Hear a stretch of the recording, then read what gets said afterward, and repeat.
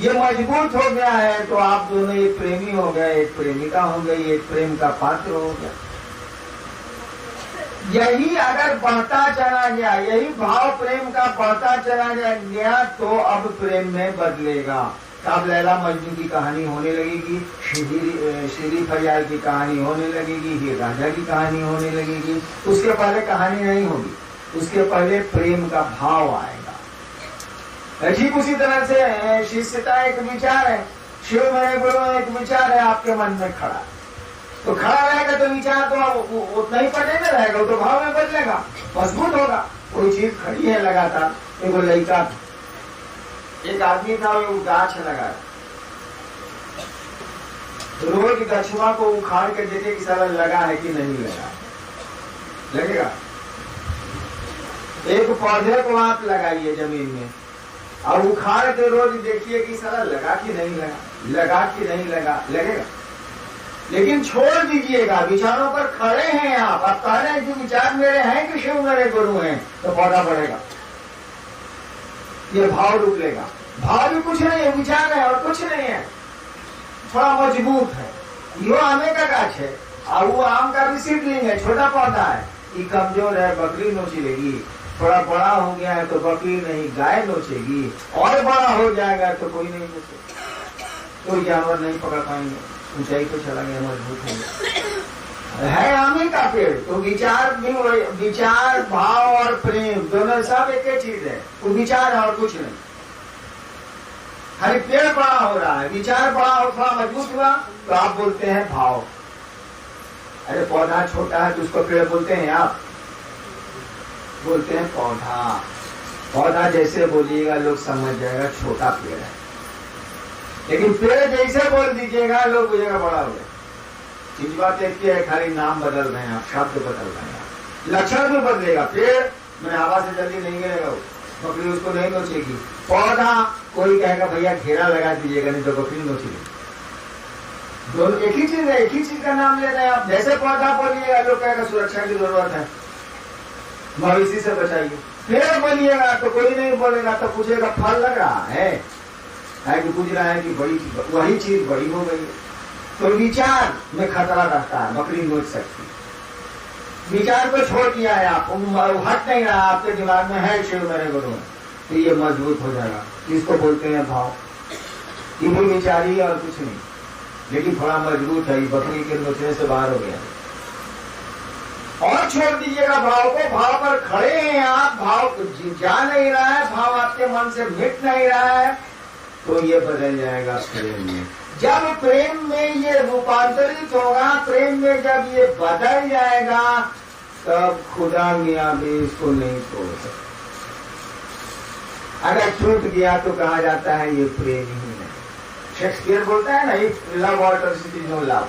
अगर प्यार परिवर्तनशील है तो ये प्यार है नहीं, तब कोई नहीं तोड़ सकता है। तब ईसा को सूली पे चढ़ा दीजिए, मंसूर को कत्ल कर दीजिए, मीरा को जहर दे दीजिए, सुकरात को जहर दे दीजिए, जो मन करे सो कर दीजिए, न बदले। रामकृष्ण परमहंस को कैंसर हो जाएगा, कोई अंतर नहीं आता। उन्हें रोज साला जी हम कर रहे हैं सिखा पूरा सुना। तो जो आपका सवाल है उसका उत्तर है कि शिव गुरु होगा। लेकिन यही है कि पौधा छोटा है, आप कह रहे हैं कि बड़ा होगा तो फल देगा कि नहीं, बड़ा होगा तो फल देगा, लेकिन छोटे पौधे को जानवरों से बचाने की जरूरत पड़ती है। बचा लीजिए, आप नहीं बच रहे हैं कि आप उसको बकरी खाएगी, हम कहेंगे ही कि पेड़ होगा और फल होगा। आप कुछ पूजा में लिखा नहीं है, आप कह रहे हैं कि विचारों में है, विचारों में रह गए तो शिव मेरे गुरु होंगे कि नहीं। आप शिव हो जाएगा, गुरु क्या होंगे, वो शिव हो जाएगा, उसके ऊपर ही चलेगा। गया से ही बेलागंज से है, दया और आशीर्वाद में क्या अंतर है?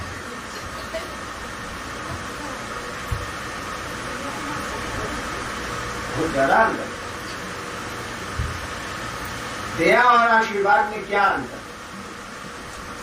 अगर दया के प्रयोजन से आशीर्वाद दिया जा रहा है तब तो ठीक है, आशीर्वाद कमजोर होता है दया से। दया के लिए अगर आशीर्वाद दिया जा रहा है तब तो ठीक है, और दया के लिए आशीर्वाद वही दे सकता है जिसके पास गुरु भाव है, अन्यथा आप नहीं दे सकते। अभी हमने कहा कि दया करने का अधिकार गुरु को है। गुरु बने हम बोले ना कि दया करने का अधिकार गुरु का है, गुरु को छोड़ के किसी को नहीं। अगर देवता भी गुरु है तो उनको है, आदमी भी गुरु है तो उसको है, दूसरे को नहीं। अगर देवता कोई गुरु का काम करते हैं, गुरु है वो, तो उनको है, वो दया कर सकते हैं। ईश्वर को तो पूरा का पूरा पावर है, अगर उसमें दया नहीं है तो संसार में दया हो ही नहीं सकती। इसीलिए कहा जाता है शिव को करुणावतारम संसार सारम। शिव को कहा जाता है ना भुजगेंद्रहारम, करुणावतारम। करुणा के आप अवतार हैं, क्योंकि करुणा से ही दया निकली है।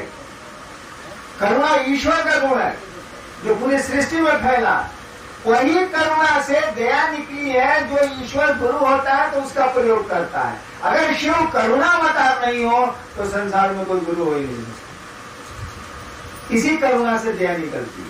इसीलिए शिव को कहा गया, शिव ईश्वर का नाम है ना, कहा गया है संसार सारम भुजगेंद्रहारम करुणावतारम।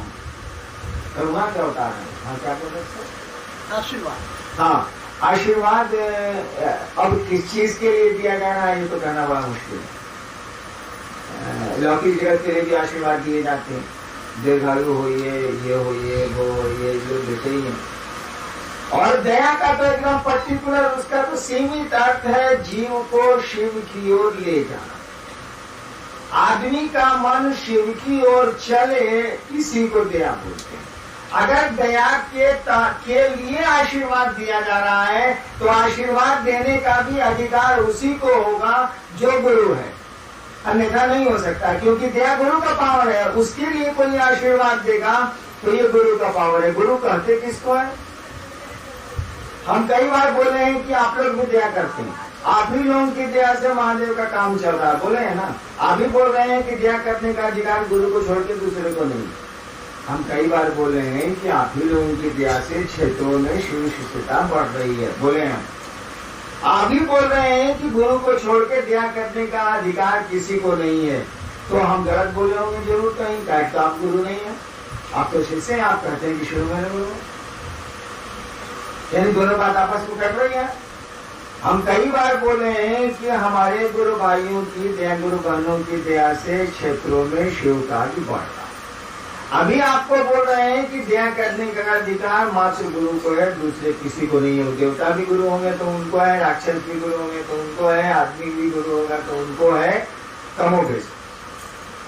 आप कह रहे हैं कि शिव मेरे गुरु है, आप तो गुरु हैं, तो फिर आपको अधिकार कहाँ से आया? कहीं ना कहीं मैं गलत बोल रहा हूं। आप बताइए गुरु कहते किसको?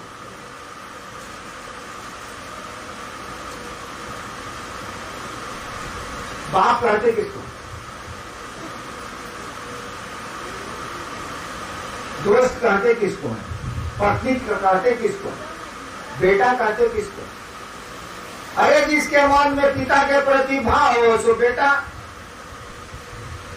जिसके प्रति पति के मन में प्रेम हो पत्नी, जिसके प्रति दोस्त के, जिसके मन में दोस्त के प्रति दोस्ती का विचार गाढ़ा हो गया है सो दोस्त, जिसके मन में गुरु का विचार गाढ़ा हो गया हो, शिष्यता का विचार गाढ़ा हो गया हो, वो शिष्य। जिसके मन में दूसरों को शिव से जोड़ने की इच्छा मजबूत हो गई हो, गुरु। कहीं गुरु का काम है कि वो जीव को शिव की ओर ले चलते हैं। आप क्या कर रहे हैं भाई साहब? धकेल रहे हैं, ऊपर ले जा रहे हैं। आप लोगों को दारू पीना सिखला रहे हैं कि शिव से जुड़ने की बात कर रहे हैं। आप लोगों को धरती से जोड़ रहे हैं कि शिव से जोड़ रहे हैं? आप लोगों को शिव से जोड़ रहे हैं। जो गुरुओं का गुरु है, जो आपका गुरु है, जो जगत का गुरु है, उससे आप जोड़ रहे हैं। ये काम आपका है कि गुरु जी का है? गुरु शिष्य बनाएगा कि चेला चेला बनाएगा? से बताइए, चेला कहीं चेला बनाता है भाई जी? गुरु ने चेला बनाएगा। आप गुरु नहीं है। काम क्या कर रहे हैं भाई जी? काम कर रहे हैं गुरु वाला। गुरु है नहीं आप। आपके गुरु ने कहा दिया खबरदार, तुम गुरु जहां आपने को बोला कि टांग तोड़ देंगे, आप गुरु बन नहीं सकते हैं। गुरु का आदेश तो सर्वोपरि होता है, आप बन नहीं सकते हैं। कम्मा क्या कर रहे हैं जरा बताइए? आप वही काम कर रहे हैं जो एक गुरु करता है, लोगों के लिए शिष्य, लोगों को शिव से जोड़ रहे हैं, शिव गुरु से जोड़ रहे हैं। यानी आपका शिष्य भाव उस गुरु के प्रति है, और शिष्य भाव गुरु के प्रति होने से गुरु भाव आप में आया है और वही काम कर रहा है। जो गुरु भाव रखेगा सो गुरु है, जो बाप का भाव रखेगा सो बाप है, जो पत्नी का भाव रखेगा सो पत्नी है, जो पति का भाव रखेगा सो पति है, जो दोस्त का भाव रखेगा सो दोस्त है। तो आप गुरु का भाव रखते हैं, गुरु नहीं है, तो गुरु भाव को पावर है ना दया करने का कि नहीं है। इसीलिए मैंने अक्सर कहा है कि हमारे गुरु भाई बहन दया करते हैं क्षेत्रों में, तो शिव का काम बढ़ता है, लोग शिव को गुरु मानते हैं और शिव चर्चाएं बढ़ रही हैं, लोग शिव से बन रहे हैं। तो गुरु भाव में गुरु कहलाता है, आप वो दया करने का अधिकारी है। हाँ, ये बात दूसरी है कि पानी तो जमीन का नहीं है, भले चापाकल खींचे या बोरिंग खींचे या कुएं से बाल्टी से आप निकाले, पनिया तो जमीन का। तो दया तो उस महागुरु की ही है, दया तो उस ईश्वर के गुरु भाव की है। उसी से लेके यहाँ धरती पर कोई भी गुरु उसका प्रयोग करते हैं, है उन्हीं की चीज मिलती है हमको आपको। जैसे जैसे शिष्य भाव दीजिएगा गुरु भाव आपको मिलेगा और उसी से जगत का उन्नयन होता है, जगत का उत्थान है। तो आशीर्वाद अलग चीज है और गुरु भाव के लिए अगर दया के लिए आशीर्वाद दे रहे हैं तो गुरु भाव होना चाहिए, यानी तब लागू नहीं।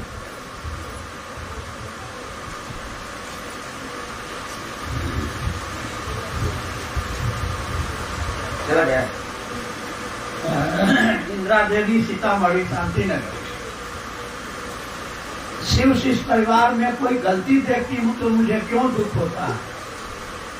परेशानी आपको होना चाहिए। और दूसरी चीज है कि शांति नगर मोहल्ला में गुरु भाई बहन गुरु के में कम चलते हैं, इसके लिए दया मांगती हूँ,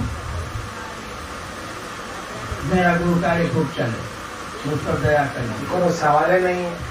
खेत में बैल चढ़ते हुए देख रहे हैं, धान के खेत में तो तू खापो काहे नहीं, काहे हो रहा है। जो आप खेत वाले को होना चाहिए, किसी को होगा कि देखिए कितना बढ़िया धान लगा हुआ है, सारा भैंस घुस के चल रही है, कोई देखने वाला नहीं है। किसी को होगा, किसी भले आदमी को होगा, कितना बढ़िया धान का लगा हुआ है, सारा 5 को भैंस घुस के चल रही है, कोई सारा रखवाला है ना कोई देखने वाला है, सारा धान बर्बाद हो रहा है। भैंस तो भूसा भी खा लेगी, धान लगा हुआ पका हुआ धान कोई खा रही है, धान न होगी तो किसी को दुख होगा, भले आप कुछ कर पाइए अथवा न कर पाइए, लेकिन दुख तो शिवसिद्ध परिवार में आपको गड़बड़ी नजर आती है तो आपको दुख होता है। होना चाहिए हमको, हम देखेंगे तब ना हमको होगा, साला हम देखते नहीं करते तो होगा कहाँ। हमारा देखने का दृष्टिकोण अलग है। भाई साहब, इस गिलास में कितना पानी है? एक आदमी कहेगा कि जी इतना खाली है, एक आदमी कहेगा गिलास भरा हुआ है, आप पीजिए तो सही भाई साहब, थोड़ा ही ना कम है। एक आदमी कहेगा गिलास में पानी है, एक आदमी कहेगा कहाँ है, 1/4 खाली है। एक आदमी को नजर आ रहा है गिलास खाली है, एक आदमी को नजर आ रहा है गिलास भरा हुआ है। तो हमको गिलास भरा हुआ नजर आता है, इसीलिए खाली का हम देखते नहीं है। और खाली देखने से लाभ क्या है भाई जी? आपको चाहिए कि उस गिलास को पानी से भर दें। शोर करने से गिलास खाली ही खाली रहेगा, भरेगा नहीं। उसको भरिए, गड़बड़ी देख के दुखी मत होइए, गड़बड़ी को हटाने की कोशिश करिए, उसके लिए गुरु से दया मांगिए।